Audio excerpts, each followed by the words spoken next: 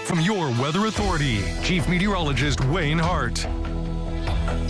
We're a week into October, and today was only the second day this month where we got temperatures below 80 degrees. So feeling like October, and that's going to be the case for the next couple of days. And then we do slowly warm things back above normal once again for later in the week. But 53 this morning, 74 the high this afternoon, right on the average for this time of the year. Highs were generally in the low to mid 70s, and tomorrow will be very similar, maybe a degree warmer than today, but that is about it. It's just going to be a very slow warming trend as we head through the next several days. Live Doppler radar just false returns this evening. Still no rain in sight. We have another cold front coming through on Sunday, and just like the one yesterday, this one should come through dry, so it could be another 1.5 to 2 weeks before we see any significant rain here in the Tri-State. But good news for the Fall Festival. It's day one, and the weather was perfect.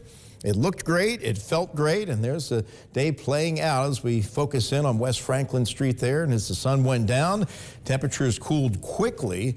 Midway just shutting up for the night at 10 o'clock with a temperature of 54, dew points at 47. There's no wind out there, but temperatures are now falling through the 50s. Henderson's already 49.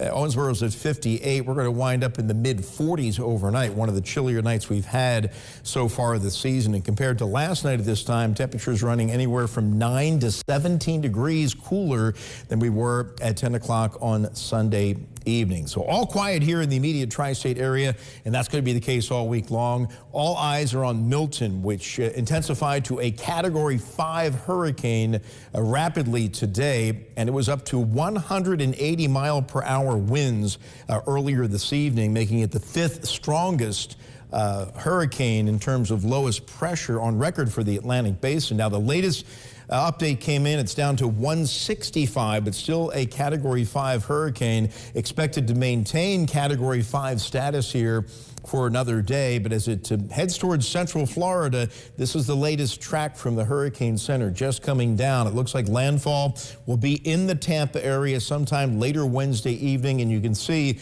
as it approaches, it will still be Category 3 with 125 mile per hour winds. And this one looks to have a pretty wide core of damaging hurricane force winds. Not every hurricane has a widespread wind swath with it. This one appears that it will, and that's bad news certainly for Tampa, and it really depends on what side of the bay it comes in. If it goes north of Tampa, that storm surge of 10 to 15 feet is going to come right up Tampa Bay, and it could be an historically catastrophic event for them. And then even though it weakens, it goes right through the heart of central Florida up into the Orlando area, still is a Category 1 hurricane. So even there, you have to evacuate. You don't want to go from Tampa to Orlando, because even though it's not going to be as bad, they're going to have all kinds of power outages. Tornadoes will be in play. And then it goes back over water Thursday night, still is a Category 1 hurricane, and then finally weakens to a depression as it moves eastward into the central Atlantic. And this one will not impact our weather here in the Tri-State. We've had 3 so far this summer, or this season, I should say, and the latest one, of course, was Helene that brought us all the rain. This one will not be a factor as far as we're concerned. So overnight, there's not too much going on here locally. It's going to be clear, mid-40s for the lows. Sunny skies tomorrow, a little warmer than today, low to mid-70s, and then that very slow warming trend continues. 78 Wednesday, 79 Thursday, 80 Friday, and then we close out the Fall Festival with a high of 83. So tonight was the chilliest night.